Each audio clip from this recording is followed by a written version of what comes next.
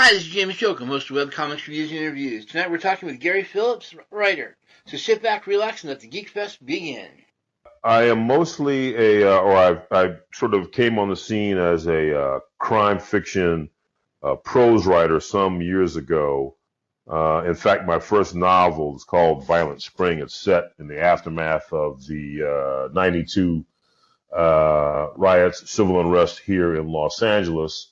But I've always been, I grew up in South Central, but I've always been a comics fan, uh, particularly, of course, Marvel and back in the day, but pretty much a lot of different comics these days. And I've always had a love of wanting to write comics or a desire to write comics. And so I think finally when I got I think it was about my second novel published, it gave me a little bit of cachet to use some of that to get some editors' attention. And in fact, I finally wound up doing a miniseries back in the days of Vertigo when Vertigo existed and Will Dennis was there.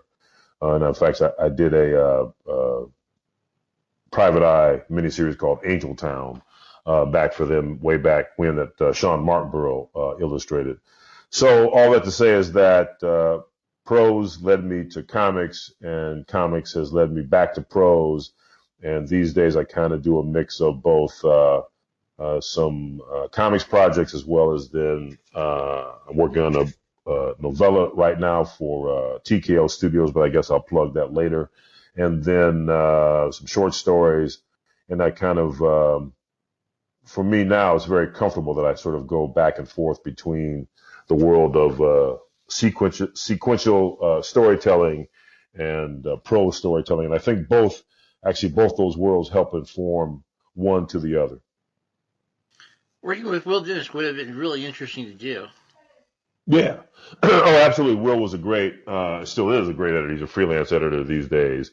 And of course, as we know, Vertigo as a unit of DC Comics doesn't exist any longer, but he was great to work with, and he had reached out to me because at that point I had done a couple of crime miniseries for Oni Comics, which I guess now is Oni or Lion Forge Oni, but back in those days it was still just Oni, and he had liked that, and so that's how he reached out to me. And of course, at that point, Vertigo was looking to bring in different writers who weren't just comics writers. And in fact, not only did I do Angel Town miniseries for Will for a brief moment, which was really great, Vertigo had started its own crime line, and they issued these great digest-sized. First, they did hardcover, then they would do them in trade paper. They were black and white crime novels, crime graphic novels. Max Allan Collins did one. Actually, it was a continuation of his Road to Perdition characters. I did one called Cowboys, and they had Ian Rankin, who's a known British crime writer, did one. So they had a lot of different people, both in comics and out of comics, do these great digest-sized crime fiction graphic novels for the Vertigo crime line, which unfortunately did not last long, but it was a real blast. And Brian Hurt, in fact, illustrated the story I did, and we had a lot of fun. Yeah, there's a lot of history in comics regarding crime stories. I mean, not just the indirect, but also just back in the late 40s, early 50s, before the major crisis happened. Right. That's absolutely exactly. And of course, thinking about that, I was thinking about how what was it, Gaines? Yeah, from EC Comics, or got crucified essentially during that Senate hearing on the link between I guess comics and juvenile delinquency, but in terms of that those salacious covers that he did. For EC Comics, including, I believe, the one where the woman has her head cut off and the guy's holding it and the axe is in his hand and all this, and the eyes are turned up in the head. I think that was one of the ones they used. I think it was Crime Suspense Stories, right?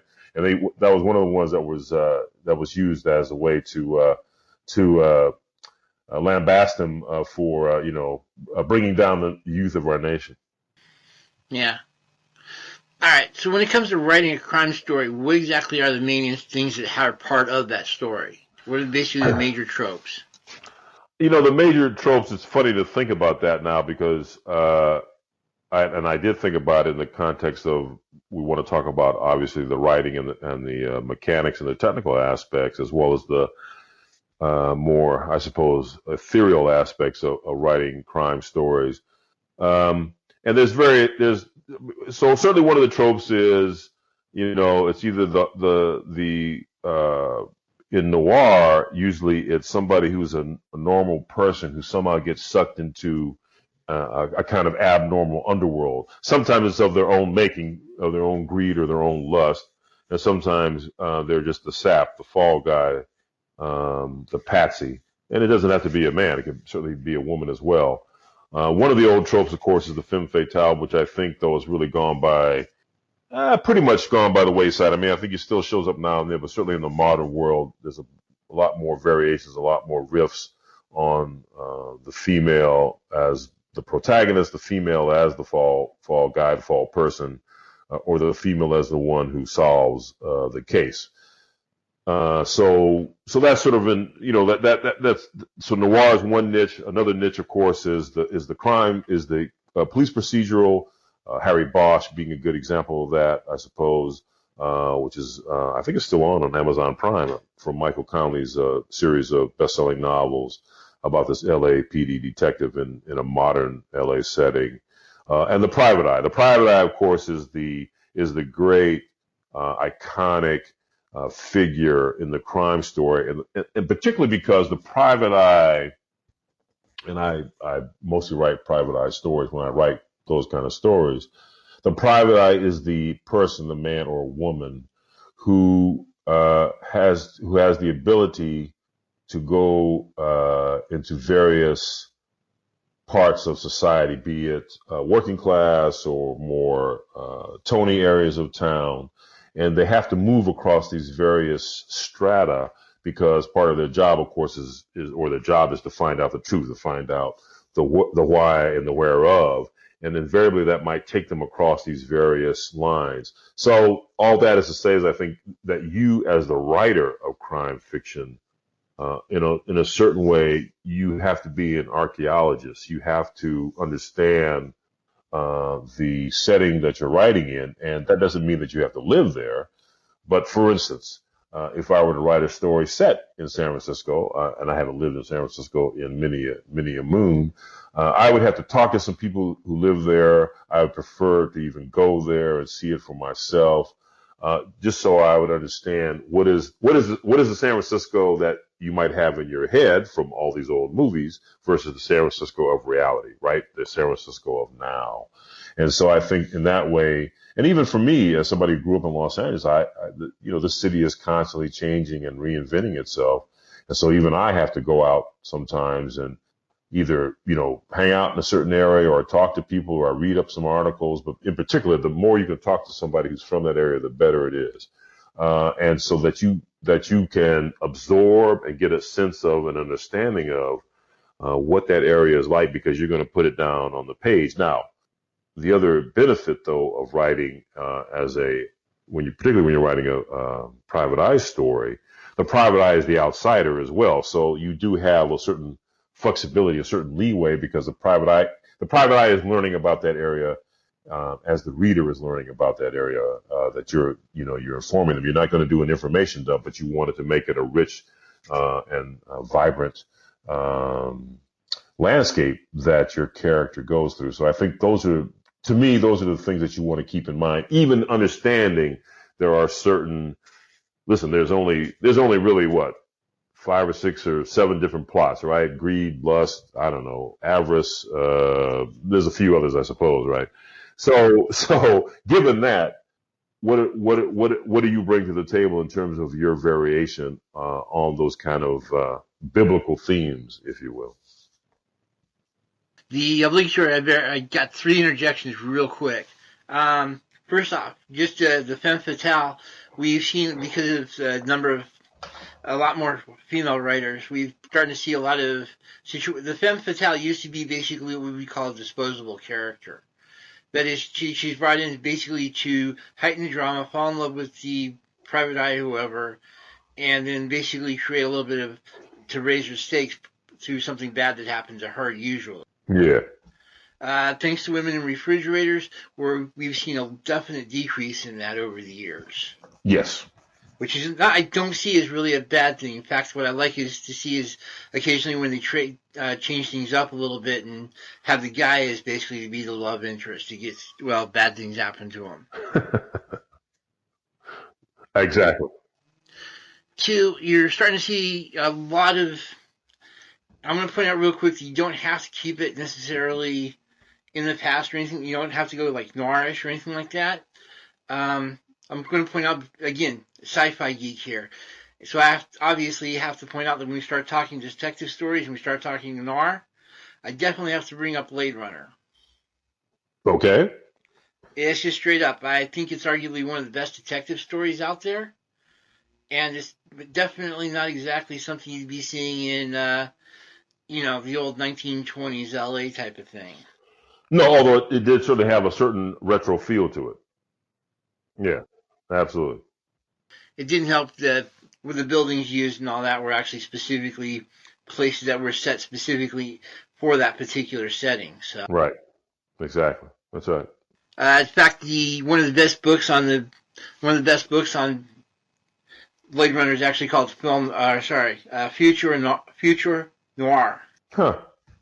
So, but it's just when you start looking at the detective story, when you start breaking it down into what it has, you start seeing it all over the place in a lot of different genres. That's true. That's very true. Well, and in some ways, I mean, the detective really is just a kind of antecedent to the cowboy, to the gunslinger, to the loner who comes to town. Yeah. I mean, you definitely see a lot of. It's just sort of interesting. You see where you start seeing a lot of the stuff where they just solved the crimes a little bit differently. Right. Humphrey Bogart versus Shane, for example. Which is probably a weird way of looking at it, but there you go. And of course I guess I better bring in a mention of Remington Steele just to be really obnoxious. I actually watched some Remington Steele. Yes. Well, I suppose that the comedy, and comedy has certainly infused a lot of detective stories, now hasn't it? I mean, it's actually some people argue that The Big Sleep with Bogart and Bacall is in a certain way a kind of comedy, given their repartee between the two characters. But yeah, it is certainly the case that and they've been very successful. In fact, what was the recent film? I just saw it, Knives Out, right? A good example of something that blended, right, in terms of comedy and a mystery element to it as well, and a strange, odd detective. Right. The reason, of course, I'm bringing up Remington Steele isn't necessarily because of the rom-com situation. There's definitely that, but because they try to subvert the genre by taking basically in an EPI situation, you expect a handsome male to basically do all the detectiving. And in this case, you actually had a female who was the actual detective who uses the guy as the figurehead for the agency. Right. Which I just thought was, even as a kid, thought that was a seriously cool situation to set up. It was a good riff on the genre and the notion that, as we've talked about the idea of the changing role of the woman in detective fiction. Right. In fact, there were a lot of really interesting female detectives around that time. In comics, for example, there was Johnny Thunder and Dakota North. Oh, yeah, that's true. That's right. In fact, not too long ago, I was looking at my collection of Dakota Norths. That was Marvel, right? Yeah, that was good. That was actually pretty good series. And of course, if we're going to bring up detectives, in comic books, obviously, we can't forget about a certain Mr. Wayne. Well, yes, that is true. Although I guess recently, or I've really fallen off of. My God, how many Batman titles are there now? I don't know how many there are now. I guess he still uses his detective skills, right? I mean, I'm just not certainly at one point that was really played up, right? He was the world's greatest detective and all that, and that was really a very particular angle of the character. And you would see that, right? He would collect fibers and collect various microscopic clues from the crime scene. I think there's probably been less and less of that lately in the various incarnations, and it's kind of interesting. It is kind of sad that you've kind of lost some of that. In fact, I have among my old collection, I have that. I believe it was some kind of anniversary of Detective Comics where it was written. There was a story in there. It was a prose story, in fact, written by Walter Gibson, the man who wrote The Shadow. And I think I want to say it's Batman meets Sherlock Holmes. I can't quite remember the story, but I know there's a Walter Gibson story in that particular anniversary issue. I want to say it's the one that basically brought up a lot of interesting detectives together. Yeah, maybe. Yeah. And of course, we found out that Sherlock Holmes actually is in the DC universe. That's right. At least was exactly. Well, and in fact, he's in every universe now because it's been established that the majority of the short stories are in public domain. Yeah. No, but just establishing that a lot of the stuff, a lot of the things we're talking in terms of tropes and all that are nicely universal. So it's sort of interesting to see how they apply. Right. Exactly. So, in terms of creating a story, how do you have to plot a great detective story in order to make it work? Well, that's always the big question. I'll say it two different ways. For the novel, you have all the real estate in the world to write your story. So for the novel, you have possibly you usually have somehow you have the main crime or the main MacGuffin, right? The MacGuffin being, the thing that they're looking for. The Maltese Falcon being a great example of that. Or somebody's been killed or somebody's gone missing, and that person's loved one comes to the detective and it sets things in motion. Or sometimes it's a personal reason the detective is set in motion. But invariably in a novel, you have a chance to create, at least for the detective story, you have a chance to create various subplots. Some of those being things that illuminate something about the character that you're writing about, something about maybe their backstory that you also want to bring to light, and invariably, of course, something about their backstory that has an effect, that has a reverberation as to who they are and what they've become today. In a short story, and there might very well be, even in the novel, there might very well be a few twists along the way, a few cliffhangers, as well as then there may be a twist ending or there may not be a twist ending in terms of the reveal. In a short story, in a mystery short story, you invariably do try to have more of a twist ending or more of a kind of, I don't want to say shock. You don't want to just shock for the sake of shock, but you do try to figure out how in that short space of time, what is going to be different about how this case is resolved than the hundreds and hundreds and hundreds of other cases you've either seen or read about, and why is this one going to be different? Why is this one going to be more something that stays in your mind? So I think that's a kind of interesting burden, I think, for the modern writer to have, given that there's all this other material that has come before us. How do we make that story fresh? And I think that's one of the things that you want to think about constantly as a writer. I mean, not that it's a thing that's going to give you a headache every night, but I think you do want to think that in every scene you do in the book or in the short story, but particularly in the book and even in the comic, right? Those scenes have to mean something, right? They have to either show us something about the character, move the plot along, move the story along, or in the best of cases, they do both things at the same time. That doesn't always happen. But the more you can do that, and the more you can give us something, give us the reader, the viewer, something about the interplay between these characters that's somewhat different, that gives us some idea about how they might be seen. The same characters always want something. They always want, in that want is the conflict that then you're going to use to help build your story.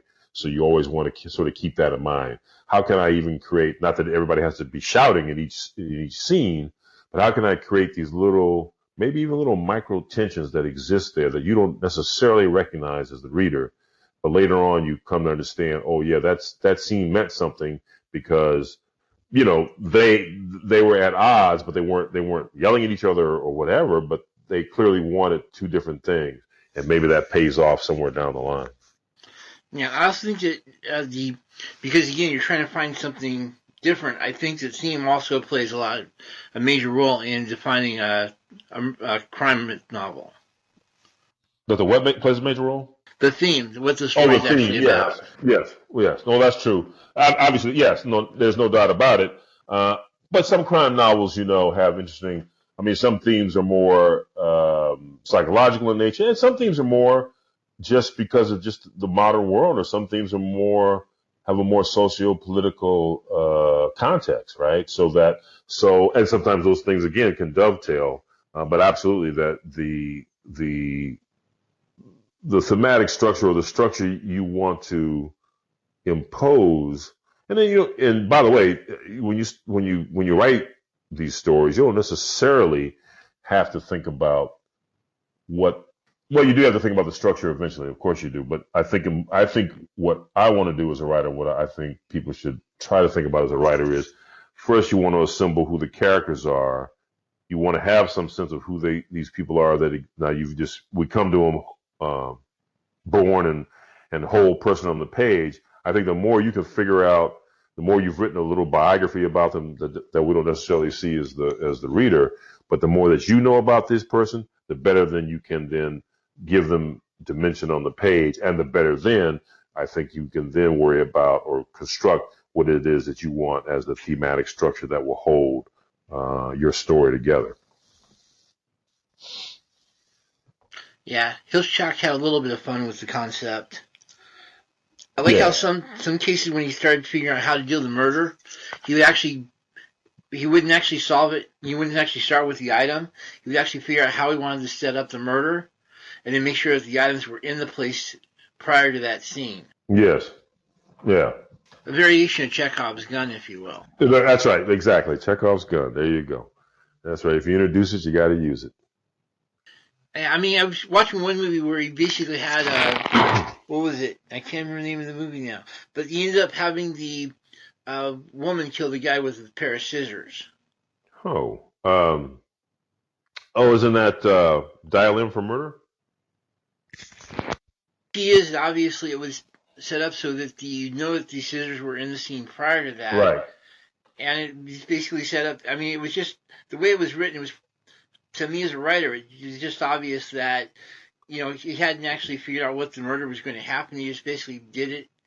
He wrote it and figured it out, and then backtracked in the script a little bit. And in that case, wasn't it that the husband was trying to kill her? That's right. Okay. It's been a while, because I think I remember is it Ray Milland? I think it's Ray Milland. And it's been remade, I guess, a couple of times, but yes, that's right. Yeah, Dial M is always one of those ones they have a little too much fun with.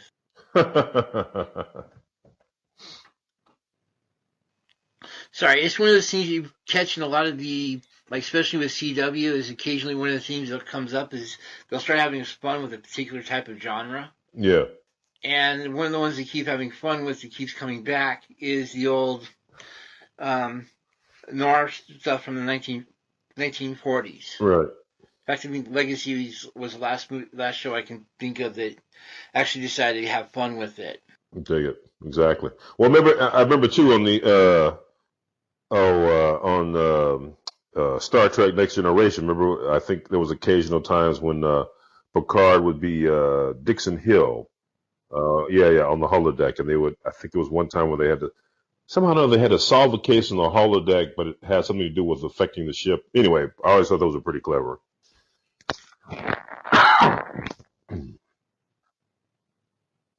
No, it's not the virus. It's for some I I can assure you it's not that. Don't feel bad. I've got a dry cough right now because of the wet change in season. My roommates keep a very close eye on me. Very good. Very good. That's it. So, But what I'm looking at in terms of construct is what basically, if you were to construct a crime novel, how would you do it? Well, I mean, I do it all the time. Ergo, I why this is such a fun question, because a lot of writers tend to do a lot of stuff automatically, and they tend to forget how they actually pull it off. Oh, well, I'm not a what do you call it, a seat of the pants writer. I actually work from an outline. So in the outline, I try to solve. Obviously, I try to solve what's going to be the big reveal, but I also try to solve, as I've talked a little bit about, James. I try to solve who the character is and why is it they're doing what they're doing. Right? They're not just doing it for the money, and they're not just doing it for the little bit of fame and glory. There must be something driving that character. And so, what is it? What is it about that character's past? What is it? Or what is it about that character right now that now has put them in motion? Why do they? Why do they stay in motion? Right? Why do they stay on the case? So I try to answer as best I can both my plot points as well as then psychologically, at least in terms of the main character or main character set of characters, what it is that's making them do what they do, and what is it? I mean, obviously they want something. They want an object, or they want justice, or they want world peace. They want something. So what is it that they? If I can answer those questions for myself, then I feel a little bit more confident that as I start to write the story, and I'll invariably deviate from the outline that I've written. But as long as I kind of keep in mind or have in mind in terms of my notes or other notes that I might make as I write, as I continue to construct the story, if I have those questions in mind and I have those, and I may change those answers. One time I was about, oh my God, I was about halfway through a book. I was about 40,000 words in, and even though I have this outline, I finally figured out, this wasn't a mystery story. It was kind of a crime story. It was about a career criminal he's considering retiring, or he might not retire, and he might try to do one last job. I finally figured out, that's really what the character wants. And once I kind of figured that out, then I could go back to the pages I had already written and change some things to better serve as a kind of guide, serve as a kind of anchor to why it is that he's doing what he's doing in the latter half of the book. So I guess I say that to say that, yes, I think working from an outline, whether it's loose or tight, is helpful, but it is also helpful then to be flexible, to know that as you start to get this book shaped up, there are things that are going to come up that then we're going to change the way you're going to tell that story. And this is also true, I think, for comics, even though, and for comics, I might sell a story based on an outline or miniseries based on an outline. But even in the telling of the story, I did a story a couple years ago for Boom about a money launderer, right? So this is a guy who deals with the criminal element on a daily basis. But once I figured out this was a character who, in fact, he was not into money. He wasn't a money launderer because of money. He was a money launderer for a different reason. So once I figured that out, and once I had that sort of interesting little quirk to the character, then I could tell the story, and then I knew what would motivate him, and what would either make him do the right thing or not do the right thing. So in essence, you're more worried about building up the villain as main character in a weird way. Right, because the main character was the anti-hero. But although there was and invariably in these kind of stories, there's an anti-hero, and then there's a really a big bad. So there was a big bad, and that big bad, of course, wanted the money, and our guy who's trying to protect these people who have the money is doing it for a different reason than just making his percentage. And so once you could sort of figure that character out, then you knew that, okay, he's not going to succumb to the usual temptations. There are other temptations he will succumb to, but he won't succumb to the things of just being bought off or just for greed. Okay. And of course, the fun question is, how much fun do you have constructing red herrings? That's a good question. That's an excellent question. And these days, I think, the audience, the readership, they're very astute. So I think you have to be careful about being. You don't want to become too cute about that stuff. Uh, you invariably. I mean, it's. I think you want to. Right. So the question is, how much do you mislead without really pissing off the audience? So they throw the comic book down or throw the book down. So yeah, I guess there's some kind of happy balance about that. And I have to say there are some stories I tell. There's no red herrings per se. There's some twists and turns in terms of, psychologically what people might do. But although that's not true, like, I did write a story where pretty much a recent story where the thing they were after is not really the thing, right? It's not really the MacGuffin is really a red herring. But I guess my feeling is you don't want to be too cute because I think you piss off the audience. But I think there's ways of doing it. But I think you got to be. It is walking a tightrope. I really believe it's walking a tightrope because you certainly see some things where you go, oh, really? That meant nothing. We just watched that for no reason. You know what I mean? So it's like you don't want to do that. So I think you got to pay it off. You got to pay it off. So I think you have to be kind of leery about how you pay it off. Yeah, I've always found that the ideal is to tick the audience off just enough that, yes, they do throw the book down, but they pick it right back up to figure out what's going on. There you go. That's true. That's exactly right. Yeah. But sometimes that's no easy feat. So there you go. And that's definitely one you've got to watch out for. I mean, I hate going back to the horror movies, but you tend to see a lot of jump scares be used pretty much in the same light. Yes. They'll hear some noise, they'll investigate and find out it's just a cat. Right. Then back off by about 20 steps and there's the killer. That's right. There you go. I mean, it's been some really great. It's just there's a lot of movies lately. You tend to see people try to get, like you point out, too cute with the red herring, and it just doesn't just fall flat, but it just causes people to want to shoot things. Exactly. And not in a good way. No, not in a good way. That's right. Not in a good way. So yeah, you want to be a little bit delicate. You want to be parse that out. Not in big doses. Just little bits. All right, so obviously I brought up one of my big guns, Blade Runner. How do you feel about The Usual Suspects? The movie? I haven't seen it in a long time. I do remember I thought it was clever. I thought it was, I don't know if it holds up. When did it come out? I want to say early 90s. Yeah. Is that? Yeah, it must be. It must be. I remember being impressed at the time. I remember that I thought that the filmmakers played fair, right? That the clues were all there, right? And in fact, if I recall, we see some of that in the flashback, right? Or several flashbacks. Yeah, taking a step back, 1995, by the way. There you go. There we go.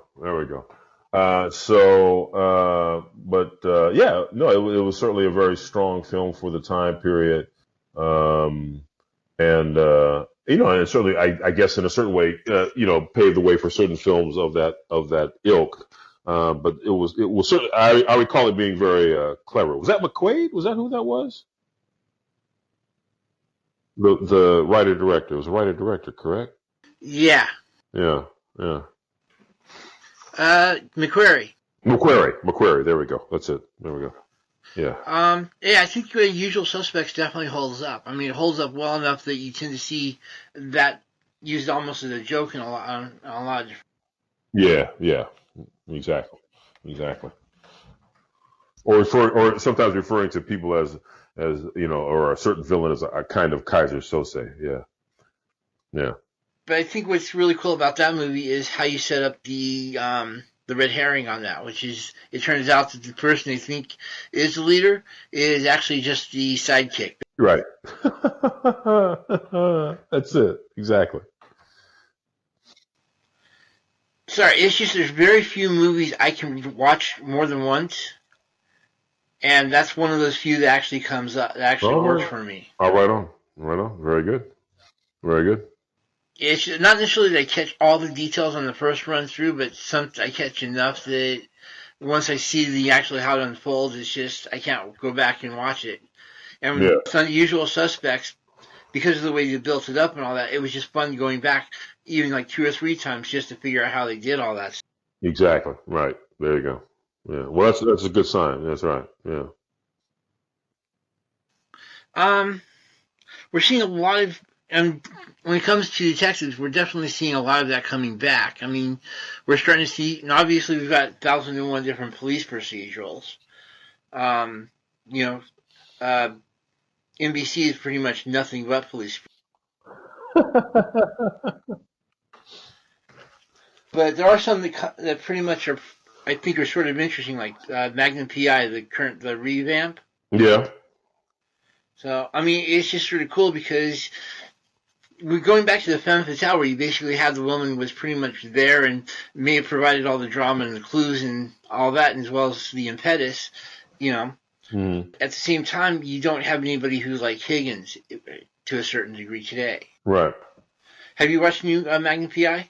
I watched a couple of episodes of that. I tell you though, I was the stuff I've been watching. I was a Mr. Robot fan, which was really weird and strange, and then kind of got let down. I thought in the last couple episodes of the last season, and then lately, I've been watching. It's a kind of interesting. It's called Giri Haji. It's both, which Giri is Japanese for duty, and Haji is dishonor or something. Or anyway, the point being that it's about a cop in Tokyo who has to come to London to find his ne'er do well brother who has been a yakuza hitman, and it's kind of trippy. It's very interesting on Netflix. And then lately, because I was a fan of his novels, there's a version of Briar Patch that's been playing. Or I guess it's finishing up on USA. I'm just catching up on it now, based on a novel by Ross Thomas, and it's with Rosario Dawson as this woman who comes back to her small Texas town to find out who killed her cop sister. So I've been enjoying that. Right. Just because the translation literally comes down to duty, shame. There you go, shame. That's right. There we go. That's it. There we go. But yeah, it's just sort of interesting stuff to see what they're actually trying to pull off in terms of detective stories now. Oh yeah, and mystery and crime story. I'm like, I was a big Breaking Bad fan. The big fan of Better Call Saul, and these are all, from the points of view of the villain, right? The points of view of our true anti-heroes. I'm trying to think, is Magnum PI the only PI series currently on? And in terms of actual being an actual PI, probably. Yeah, probably. I know there was an attempt there's been several attempts to revive a Philip Marlowe PI. I think there was even an attempt to revive the Rockford Files, which I guess did not work. That's interesting, though. I would think that a few more PIs will show up, but it is interesting at this moment. I think Magnum might be the only PI show on. The qualification I'll throw in is that there are a couple of other PI shows, but they tend to be more drama-based than detective-based, basically. Which is what? You have, I want to say Donovan. Oh, Ray Donovan? Yeah, but he's not really a PI. He's a fixer or something, right? Yeah. Yeah, it's just when you start seeing a lot of crime dramas, they're not necessarily what I consider a crime drama is something like either on the stretch of either Magnum PI where you've got an actual detective going at it. Right. I want to say some of the police procedurals are more drama than they are actual solving a crime. There you go. Right. That's it. Yeah. That's funny you said. I generally I don't watch any of the. I've long since stopped watching the Dick Wolf ones. The SVUs, Law and Order, Law and Order. Yeah. BI. Yes. I don't watch it. I have no interest in any of that anymore. It's funny. I'm not. Yeah. That's just not my. It's just not my cup of tea, I guess. Well, maybe it's also because I think I've only written one police procedural. Well, now The Shield. Now wait a minute. The Shield. No, that was my idea of a of a cop. The Shield and Justifier were probably two exceptions, but those are certainly different kinds of shows than a network show. Yeah. The Shield was actually more of an anti-hero thing. Oh yeah, absolutely. Well, yeah, they were straight up murderers. Yes, exactly. So, geez, I know how police dramas have changed since over the years. Yeah. Talk to me about the commish sometime. Right. I know. Isn't that funny? That's right. But, it's just, okay, so summing up real quick. When it comes down to it, because we're actually starting to hit that point, don't worry, we still have questions left. So summing up, basically we're starting to look at when you start creating a crime thing, you basically have to figure out where you're going with it or be willing to adapt to it as necessary. You definitely have to have a strong motivation for your main character, be it the anti-hero, the bad guy, or the good guy, or whatever. Right. There has to be some sort, in other words, basically that person has to have a very strong motivation for what they're doing. Yes. There has to be some sort of MacGuffin, and it's just a straight pure plot device. It doesn't necessarily it's not actually important. Well, again, going all the way back to the Maltese Falcon. Right. Did you actually know what the Maltese Falcon was at any given point? And did it matter? It didn't matter. Well, as Spade himself says, it mattered. It mattered to those people, right? They're the ones that thought it was important, or words to that effect. Spade never did, but and I don't necessarily think you necessarily need a MacGuffin. I don't necessarily need something you're after in a material way. It may be something you're after, in a psychological way, which probably gets more to who the character is. Like I said, note that I didn't say you had to have it actually be important to the plot. You just simply had to have one. Yeah. So, I could argue. I can make an argument in this regard that to a certain, well, I want to say the Lord of the Rings is a detective novel. But that's because you had this big, huge MacGuffin that mattered to everybody, but in and of itself didn't really. It could have been anything. It could have been a bow tie. Yeah. It didn't matter. It just mattered that you had something that people actually wanted. Wanted, exactly. That's right. And we're willing to kill for it. There you go. Good grief! I'd like to see NYPD Shire. Now you're talking. Now you got some. There you go, James. There you go. Pitch that. That's not bad. All the crimes happen in a bar. Literally, it doesn't go out of the bar. It stays in the bar. It stays in the bar. That's it. And just this guy sitting at the bar stool solving these crimes. Exactly. And really, that would be sort of a fun show. That would be. That would be actually not bad. That's not bad at all. But, yeah. So, anyway, basically you've got the strongly motivated characters, something everybody's out chasing. You got some sort of definitely plot, and you've got to have a couple of weird twists and or red herrings every so often. There you go. Geez, I've watched way too many movies and read too many comics. That's it. And see, and that's why you as a writer, somehow after all that, you got to try to keep one step ahead of the audience, but invariably you're not going to. So then the other trick is let the audience in on it and don't let the character in on it. So then the audience will stay involved because they're one up on the character. Right. Yeah. All right. So how do you feel about writing a story backwards? I never have and I never will. I know that's going to sound. Let me phrase that.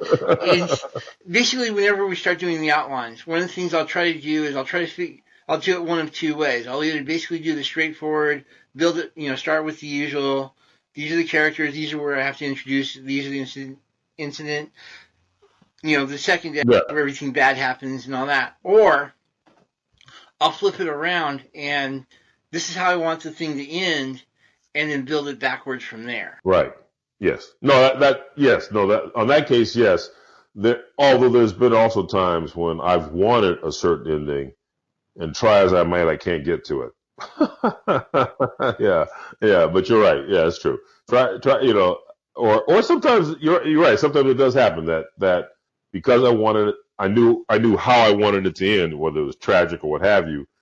I was able to get there, so that's pretty satisfying. Yeah.